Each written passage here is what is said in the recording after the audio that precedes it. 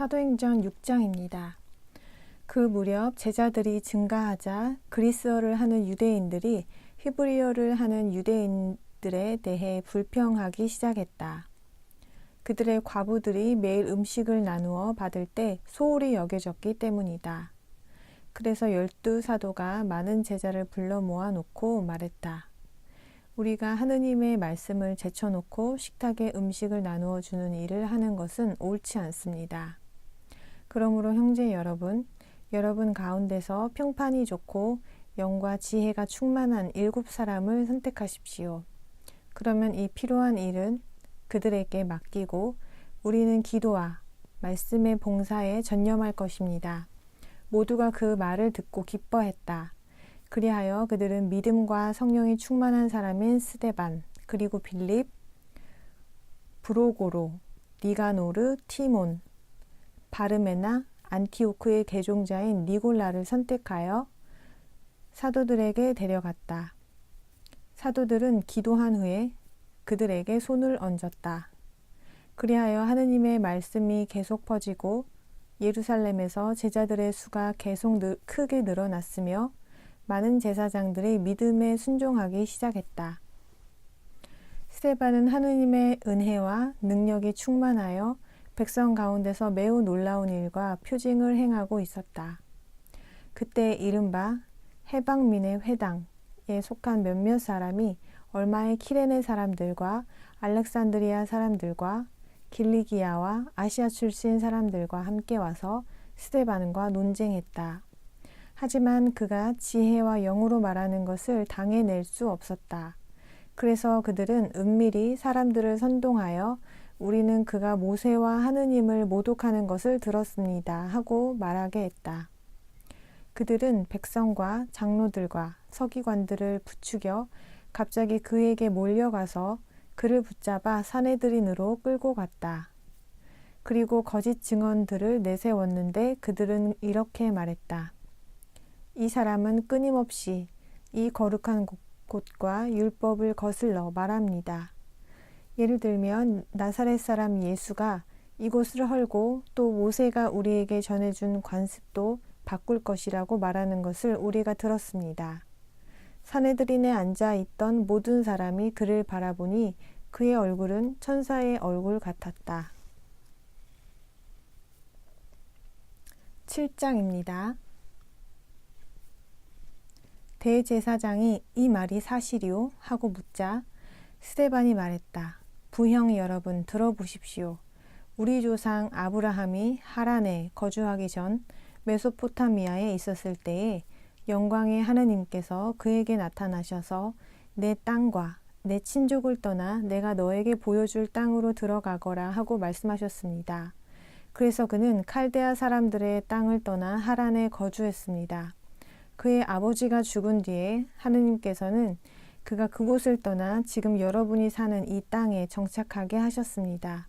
그러나 그분은 이곳에서 어떤 상속 재산도 아니 발을 디딜 만큼의 땅도 주지 않으셨습니다.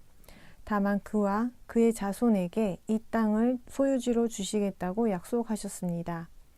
그때 그에게 아직 자녀가 없었는데도 말입니다. 그리고 하느님께서는 그의 자손이 남의 땅에서 외국인이 될 것이며 사람들도 그들을 종으로 삼아 400년 동안 괴롭힐 것이라는 말씀도 하셨습니다. 또 하느님께서는 그들이 종살이할 그 나라를 내가 심판할 것이다. 그 후에 그들이 나와서 이곳에서 나에게 신성한 봉사를 드릴 것이다. 라고 말씀하셨습니다. 또한 그분은 그에게 할례의 계약을 주셨습니다. 그래서 그는 이삭의 아버지가 되어 8일째 되는 날에 이삭에게 할례를 베풀었고 이삭은 야곱의 아버지가 되었으며 야곱은 12족장의 아버지가 되었습니다. 그 족장들은 요셉을 질투하여 그를 이집트에 팔았습니다. 그러나 하느님께서 그와 함께 계시면서 모든 환난에서 그를 구출해 주시고 이집트 왕 파라오 앞에서 그에게 은혜와 지혜를 주셨습니다. 그래서 파라오는 그에게 이집트와 자기의 온 집을 다스리는 일을 맡겼습니다. 그 후에 이집트와 가나안 전역에 기근이 들어 큰 환난이 닥쳤는데 우리 조상들은 먹을 것을 구하지 못했습니다.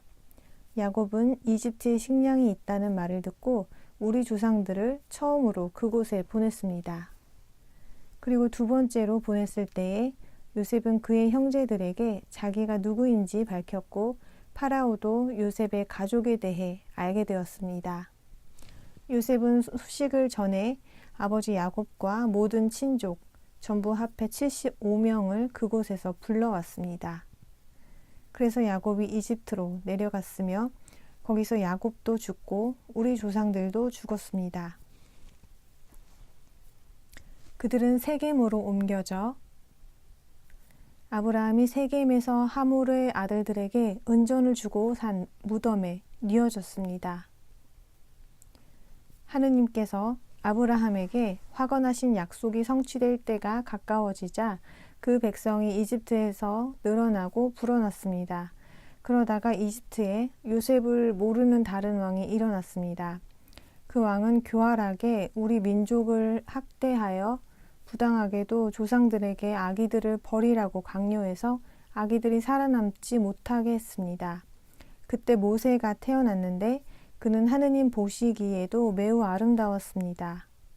그는 3달 동안 아버지 집에서 양육받다가 버려졌는데 파라오의 딸이 데려다가 자기 아들로 삼아 길렀습니다. 그리하여 모세는 이집트인들의 모든 지혜로 교육받았습니다. 사실 그는 말과 행동에 힘이 있었습니다. 40세가 되었을 때에 그는 자기의 형제들인 이스라엘 자손을 찾아가 보려는 마음이 들었습니다. 어느 날 그는 그들 중 한 사람이 부당한 취급을 당하는 것을 보고 그를 보호하다가 이집트인을 쳐 죽여서 학대받는 그 사람을 위해 복수했습니다. 그는 자기 손을 통해 하느님께서 형제들에게 구원을 베풀고 계시다는 것을 그들이 깨달을 것이라고 생각했지만 그들은 깨닫지 못했습니다. 이튿날 두 사람이 싸우고 있을 때에 그가 나타나 그들을 평화롭게 화해시키려고 여보시오, 당신들은 한 형제요. 그런데 왜 서로 싸우는 거요? 하고 말했습니다. 그러자 자기 동료에게 해를 입히던 사람이 그를 밀치며 이렇게 말했습니다. 누가 당신을 우리의 지도자와 재판관으로 세웠소? 어제 이집트인을 없애버렸듯이 나도 없애버리려는 것이오. 모세는 이 말을 듣고 도피하여 미디안 땅에서 외국인으로 살았고 거기서 두 아들의 아버지가 되었습니다.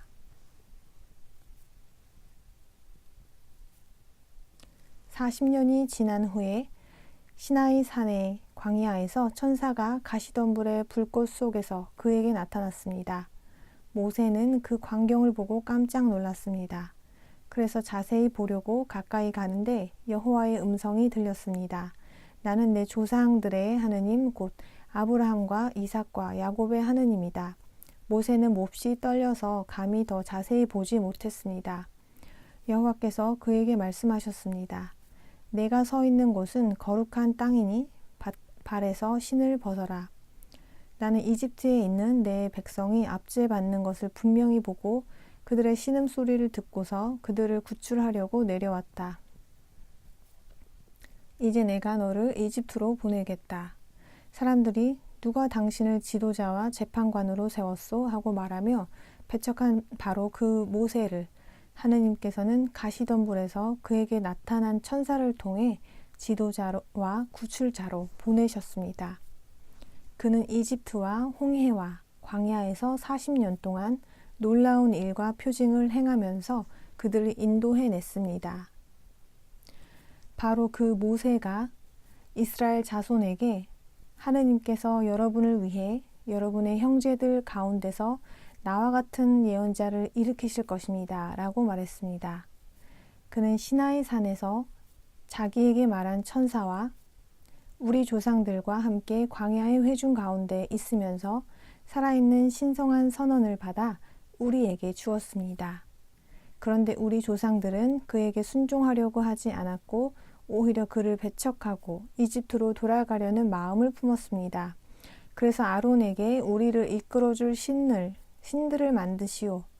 우리를 이집트 땅으로 데리고 나온 저 모세는 어떻게 되었는지 알 수가 없소 하고 말했습니다. 그때에 그들은 송아지를 만들어 그 우상에게 희생을 바쳤고 자기들의 손으로 만든 것을 두고 즐기기 시작했습니다.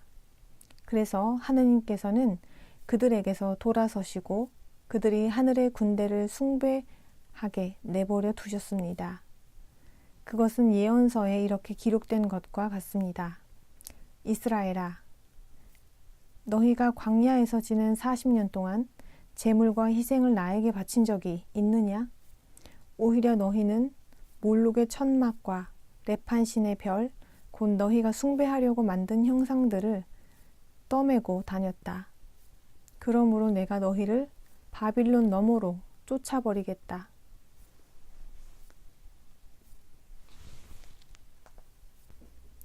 우리 조상들은 광야에서 증거의 천막을 가지고 있었습니다. 그것은 그분이 모세에게 말씀하실 때에 명령하신 대로 그가 본 모형에 따라 만든 것입니다. 우리 조상들은 그것을 물려받아 하느님께서 우리 조상들 앞에서 쫓아내신 이방 사람들이 차지하고 있던 땅으로 여호수아와 함께 그것을 가지고 들어왔습니다. 그것은 다윗의 시대까지 여기에 남아 있었습니다. 다윗은 하느님 보시기에 은혜를 얻었으며 야곱의 하느님을 위해 처소를 마련하는 영예를 달라고 청했지만 그분을 위해 집을 지은 사람은 솔로몬이었습니다. 그러나 가장 높으신 분은 손으로 만든 집에 살지 않으십니다. 예언자가 이렇게 말하는 것과 같습니다. 하늘은 나의 왕좌요, 땅은 나의 발판이다. 너희가 나를 위해 어떤 집을 짓겠느냐? 여호와께서 말씀하신다. 또 내가 쉴 곳이 어디 있겠느냐?